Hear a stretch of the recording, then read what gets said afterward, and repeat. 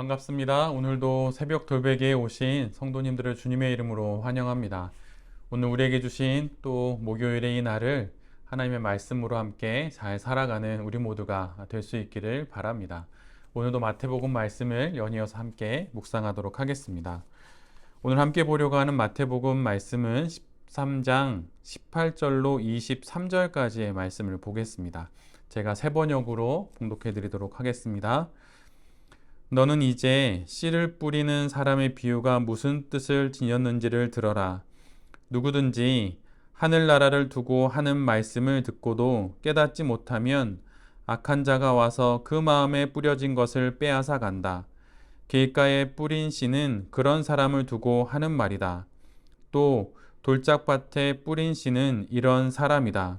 그는 말씀을 듣고 곧 기쁘게 받아들이기는 하지만 그 속에 뿌리가 없어서 오래가지 못하고 말씀 때문에 환난이나 박해가 일어나면 곧 걸려 넘어진다. 또 가시덤불 속에 뿌린 씨는 이런 사람이다. 그는 말씀을 듣기는 하지만 세상의 염려와 재물의 유혹이 말씀을 막아 열매를 맺지 못한다. 그러나 좋은 땅에 뿌린 씨는 말씀을 듣고서 깨닫는 사람을 두고 하는 말인데 이 사람이야말로 열매를 맺되 100배 혹은 60배 혹은 30배의 결실을 낸다. 아멘. 예, 오늘은 마태복음 13장의 말씀을 갖고 씨 뿌리는 이에게 간구하라, 씨 뿌리는 이에게 간구하라 라고 하는 제목으로 함께 하나님 말씀을 나누도록 하겠습니다. 13장 앞부분에서 예수님이 비유의 말씀으로 하신 내 밭에 씨를 뿌리는 사람의 비유에 대한 해석이 오늘 우리가 함께 읽은 본문입니다. 우리 모두가 잘 알고 있듯이 그 내 밭은 길가와 돌짝밭 그리고 가시덤불 속 좋은 땅 이렇게 네 종류의 밭이지요. 씨는 예수님이 전하신 하늘나라에 관한 말씀이고 씨를 뿌리는 사람은 예수 그리스도입니다. 그리고 네 종류의 밭은 그 말씀을 듣는 네 종류의 영혼 또는 네 종류의 사람을 지칭하지요. 말씀에 대한 사람들의 네 가지 반응을 이렇게 예수님께서 비유로 말씀해 주신 것입니다. 어제 우리가 함께 나눈 말씀처럼 예수님은 씨앗을 천국 복음을 전하시는 데 있어서 차별을 두지 않으십니다. 그래서 길가부터 시작해서 좋은 땅까지 네 종류의 모든 사람들에게 모든 밭에 천국 복음을 전하시지요. 유대인부터 바리새인들, 율법학자, 이방인까지 부한 자나 가난한 자나 건강한 자나 병든 자나 모든 이들에게 하늘나라의 말씀을 전하십니다. 그러나 같은 말씀을 들어도 그 말씀에 대한 사람들의 반응이 제각각이었던 것입니다. 첫 번째 사람은 길가와 같은 마음을 가진 사람이에요. 그는 뿌려진 천국의 복음의 말씀을 깨닫지 못합니다.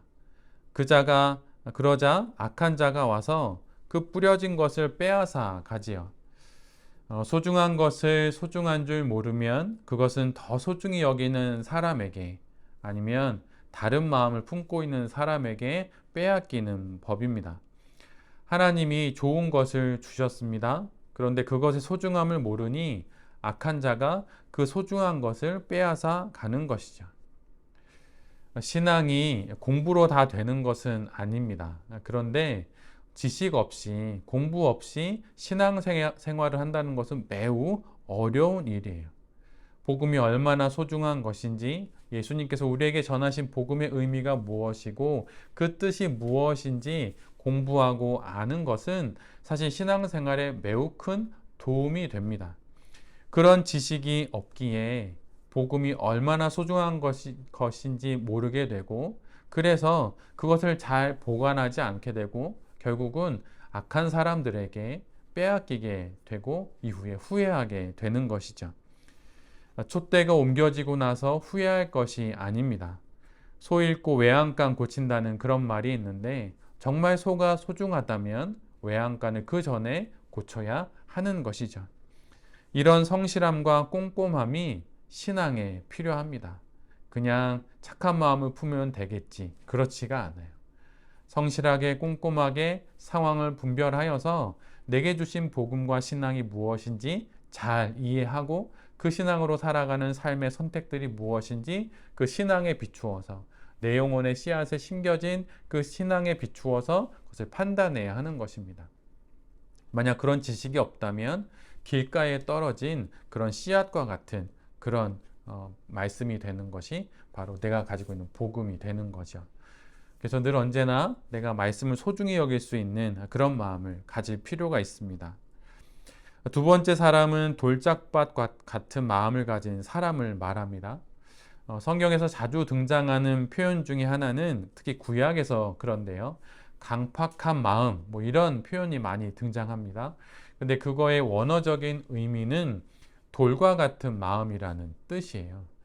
그래서 아무리 영혼과 혼을 가르고 골수를 쪼개는 하나님의 말씀이 선포된다 하더라도 돌과 같은 마음에는 그 하나님의 말씀이 칼처럼 날아들고 화살처럼 쏘아진다 하더라도 결코 박히지 않고 심기지 않는 것이죠. 살짝 흔적을 남길 수 있을지 모르지만 그 말씀이 뿌리를 내리지는 못하는 것입니다. 이와 같이 돌짝밭, 즉 돌로 가득한 그런 기경되지 않은 영혼은 천국 복음의 씨앗이 떨어지지만 처음에는 그래서 기쁘게 받지만 결국은 뿌리를 내릴 수 없어서 이내 그 복음의 씨앗이 살짝 나왔다가도 다 말라 버리게 되는 것입니다. 그리고 말씀으로 살아가는 삶에 시련이 오면 마치 바람에 떠다니는 부평초처럼 그렇게 뽑혀서 떠내려가게 되는 것이죠. 이것이 바로 말씀이 심겨지지 못하는 돌과 같은 마음, 돌짝밭 같은 마음을 가진 사람의 뿌려진 복음에 나타나는 현상입니다. 세 번째는 가시덤불 속과 같은 영혼을 가진 사람을 말합니다. 이 영혼 역시 복음을 받고 듣기는 듣고 기뻐합니다. 돌짝밭보다는 조금 더 기경되고 정리된 영혼이죠. 뿌리도 조금 내리고 이제 조금씩 싹이 나고 잎이 나서 위로 조금씩 더 성장하기 시작합니다. 그런데 그 영혼 안에 가시덤불이 있어요. 덤불이니 어려움이 하나가 아니라 여러 개로 뭉쳐 있는 것이죠. 근데 그 가시덤불을 오늘 본문은 예수님은 이렇게 말씀해 주세요. 그 가시덤불이란 세상에 대한 염려와 재물에 대한 유혹이라고. 아마 이것이 대표적인 우리 영혼에 있는 가시덤불이기 때문일 것입니다. 세상살이에 염려가 있으니 그 해결책을 찾게 되겠지요. 그리고 그 해결책으로 가장 먼저 눈에 들어오는 것이 바로 재물, 돈이었을 것입니다. 이 재물을 가짐으로 이 세상에 대한 염려를 없앨 수 있고 해결할 수 있다고 여긴 것이죠. 그 마음으로 재물을 쫓다가 그 마음이 결국은 재물의 유혹에 넘어가게 되는 마음이 되는 것입니다. 씨앗이 가시덤불 이런 세상 염려와 재물의 유혹에 막혀 열매를 맺지 못하게 되고 결국 말씀이 잘 시작되고 과정을 잘 지났지만 그 끝에서 열매를 맺지 못하고 세상 염려와 재물에 대한 유혹으로 그만 열매를 맺지 못하는 그런 영혼이 되는 것이 바로 이 가시덤불 속 바로 그거와 같은 마음을 가진 영혼입니다. 첫 번째 길가부터 돌짝밭 그리고 가시덤불 이 세 마음을 차례로 살펴보면 사실 약간의 차이들이 있는데 돌짝밭 길가에 떨어진 하나님의 말씀은 그 마음은 복음이 시작되지도 못한 거예요. 뿌려지긴 했지만 시작조차 하지 못한 것입니다. 반면에 돌짝밭에 떨어진 그 말씀은 시작은 했지만 과정을 걸어가지 못한 거예요. 반면에 세 번째로 가시덤불 속 같은 마음은 시작도 했고 이미 과정도 잘 지나고 있는데 인내하지 못하고 염려와 유혹에 빠져서 결과에 도달하지 못하는 이런 모양을 나타내고 있는 것이죠. 그리고 마지막으로 네 번째로 예수님이 말씀하시는 그 밭은 좋은 땅을 가진 영혼입니다. 앞에서 말씀드린 강팍한 마음에 반대되는 성경적 마음을 부드러운 마음이라고 많이 표현하고 있어요. 특별히 에스겔 36장에 그런 표현이 많이 나오는데 에스겔 36장 26절의 말씀은 하나님이 이스라엘을 정결케 하시겠다는 말씀입니다. 근데 그 구절이 이렇게 기록되어 있어요. 또 새 영을 너희 속에 두고 새 마음을 너희에게 주되 너희 육신에서 굳은 마음을 제거하고 부드러운 마음을 줄 것이며. 여기서 굳은 마음이 바로 앞에서 말씀드린 돌과 같은 마음입니다. 그래서 세번역에서는 이 강팍한 마음, 굳은 마음을 돌과 같은 마음이라고 번역해 놓고 있어요. 또한 반면에 부드러운 마음이라고 하는 건 살코기 같은 마음이에요. 마치 그래서 칼을 던지거나 활을 쏘면 살코기에는 활이나 또 화살이나 칼이 잘 박히겠죠. 바로 그거와 같은 것입니다. 날카로운 예리한 칼과 같은 하나님의 말씀이 던져지면 그것이 잘 박히는 것, 잘 뿌리 내리는 것, 바로 그런 마음이 바로 좋은 땅과 같은 마음입니다. 그래서 예수님께서 이렇게 말씀하시며 이런 마음을 정확하게 이렇게 정해 놓고 계세요. 말씀을 듣고서 깨닫는 사람이 바로 이런 마음을 가진 사람이다라고 말이죠. 천국 복음, 이 땅을 향한 예수님의 천국 복음은 차별이 없습니다. 그러나 그 말씀을 깨닫지 못하는 이들도 있고 깨달아 그 마음을 기쁘게 받아서 신앙생활을 시작하지만 그걸 지속 못하는 사람도 있고 나름 지속했지만 결과에까지는 이르지 못하는 사람이 있고 반면에 끝까지 인내하여서 좋은 열매를 맺는 사람도 있는 것이죠. 그런데 여기서 우리가 기억해야 할 것은 우리는 씨앗을 품어서 그것이 열매가 되게 할 수 없는 존재라고 하는 거예요. 오늘 본문을 두고 예수님은 뿌린 씨를 받은 사람의 비유라고 하지 않으십니다. 오늘 본문을 두고 예수님은 이렇게 말씀하세요. 씨를 뿌리는 사람의 비유라고 말이죠. 오늘 우리가 함께 읽었던 마태복음 13장 18절 바로 그 첫 구절에서 예수님께서 이 비유의 제목이 뿌린 씨를 받은 네 종류의 사람 이런 게 아니고 씨를 뿌리는 사람이라고 제목을 정해놓고 계세요. 그러면 이 비유의 초점이 씨앗을 받아내는 네 종류의 밭에 있는 것이 아니라 바로 그 씨를 뿌리는 사람 예수 그리스도에게 있는 것이죠. 이후로 예수님께서 마태복음에서 전하시는 비유의 모든 초점도 실은 씨를 뿌리는 사람, 즉 예수 그리스도에게 있어요. 이 비유들을 통해서 예수님께서 우리의 시선을 씨를 뿌리는 사람인 존재이신 예수 그리스도에게 주목하기를 원하시는 것입니다. 이 비유는 당시 문화에서 밭에 씨를 뿌릴 때 일어나는 네 가지 경우를 실은 말을 합니다. 씨를 일부러 가시덤불에 뿌리거나 길가에 뿌리거나 아니면은 돌짝밭에 뿌리는 사람은 없지요. 분명 밭에 좋은 밭에 씨를 뿌렸는데 길가, 즉 논두렁을 말하는 것입니다. 비유하자면 우리 문화에서는 논두렁이 있고 논두렁 안쪽에도 논이 있지요. 그런데 씨앗을 뿌렸는데 논에 잘 기경된 논에 떨어지는 것이 아니라 논두렁에 떨어진 것이 바로 오늘 본문의 길가에 떨어진 바로 그런 씨앗입니다. 그리고 또 씨앗을 뿌렸는데 아직 기경되지 못한 밭 어느 한 구석 돌이 많은 곳에 떨어지기도 하고 아직 치우지 못한 가시덤불에 또한 복음의 씨앗이 뿌려지기도 하고 아주 많은 경우에 대부분은 잘 기경된 좋은 땅에 뿌려지겠지요. 이 비유에서 우리가 가져야 하는 다짐은 내가 좋은 땅이 되기를 소망하는 것입니다. 그런데 만약에 나의 영혼 안에 돌짝밭과 같은 것이 있다면, 돌이 있다면 그것을 물론 걷어내야 하고 또한 가시덤불이 있다면 그것을 치워야 하겠지요.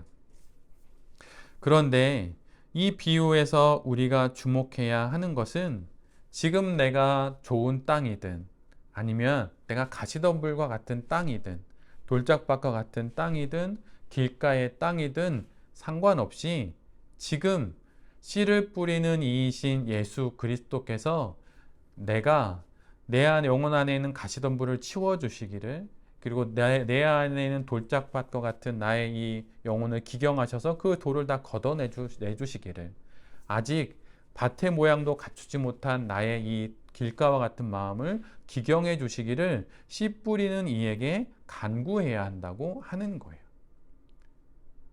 밭은 스스로를 기경할 수 없습니다.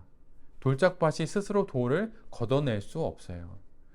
물론 우리는 이 비유가 말하는 초점이 예수 그리스도이기는 하지만 만약 나의 안에 가시덤불이 보면 그걸 걷어내야 하고 돌도 걷어내야 합니다. 근데 그거보다 먼저 있어야 하는 건 우리 주 예수 그리스도 씨를 뿌리신 이이신 그분에게 나의 돌과 같은 마음을 기경해 달라고, 내 영혼 안에 있는 가시덤불을 좀 치워 달라고, 길가와 같은 나를 기경하셔서 좋은 밭이 되게 해달라고 간구하는 것이 먼저라고 하는 것입니다. 오늘 이 비유를 듣고 있는 제자들도 아직 예수님의 말씀을 다 이해하지 못했어요. 언제 이해합니까? 예수님이 십자가에 달려 돌아가신 이후에 부활하시고 나서 승천하시는 예수 그리스도를 보고 그 부활하신 주님을 본 이후에 그 예수님의 인생을 되돌아보며 쓴 것이 바로 사복음서예요. 제자들도 뒤늦게야 온전히 알았고 또한 알아가기 시작했습니다. 하물며 예수님 곁에 있었던 제자들이 그러한데 우리들은 어떠할까요? 우리들에도 많은 부족함이 있습니다. 그래서 내가 스스로 좋은 땅이 돼야지 물론 할 수 있는 게 있으니 그것도 해도 됩니다. 그러나 그 무엇보다 먼저 있어야 하는 건 내 영혼에 늘 언제나 오늘도 씨를 뿌리는 이이신 예수 그리스도께서 나의 영혼을 기경해 주시고 세상 염려와 재물의 유혹에 빠져려고 하는 내 영혼의 가시덤불을 치워주시고 나를 좋은 땅으로 만들어 주시기를 간구하는 것입니다. 지금도 주님께서는 예수 그리스도를 구주로 영접한 우리의 땅을 기경하십니다. 오늘도 여러 일들을 겪고 또 여러 사건과 사연을 만나고 또 사람들을 만나면서 우리의 영혼에 받은 기경이 될 거예요.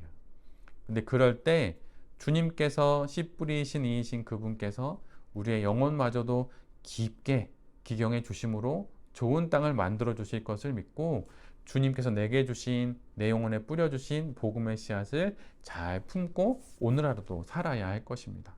잘 품을 때 주님께서 우리가 또한 무엇을 해야 하는지도 잘 알려주실 거예요. 오늘 말씀이 어떤 윤리적인 또 어떤 경건을 위한 열심을 내야 한다 이렇게 체근하는 말씀이 아니라 씨 뿌리는 이에 대한 비유라고 하는 것을 아셔서 오늘도 내 영혼의 씨앗을 뿌리시고 또한 내 영혼을 기경하셔서 나를 좋은 열매를 맺는 그런 좋은 땅으로 만들어 주실 주님을 바라보며 오늘 이 하루도 주님과 함께 잘 살아가시는 모든 성도님들과 또 이 말씀을 전하는 제 자신이 될 수 있기를 간절히 기도드립니다. 아멘. 제가 주신 말씀을 기억하며 잠시 기도하겠습니다. 주님, 좋은 땅이 되고 싶습니다. 그러나 이 또한 당신께 달려 있고 당신께서 하실 것입니다. 지금 여기 내게 오신 당신께 잘 반응함으로 길가를 벗어나게 하시고 또한 돌들을 걷어내게 하시고 가시덤불을 제거할 수 있도록 우리를 인도하여 주시옵소서. 그러나 이 모든 것도 제가 하는 것이 아니라 당신께서 하실 것입니다. 길가를 벗어나게 하시고 돌들을 걷어내시고 가시덤불을 제거하시는 당신을 만나는 오늘 하루가 되게 하여 주시옵소서. 제 안에 주신 복음의 씨앗이 잘 자라 100배, 60배, 30배 결실을 맺어 주시옵소서. 그 일에 동참하고 함께하는 이 하루가 또한 이 인생이 되게 하여 주시옵소서. 이 하루도 해야 할 많은 일들 가운데 주님 당신의 은혜의 씨앗이 우리에게 필요하오니 주님 우리에게 그 은혜의 씨앗을 그 자비의 씨앗을 뿌려 주시옵소서. 이 모든 말씀 우리 주 예수 그리스도의 이름으로 기도드립니다. 아멘.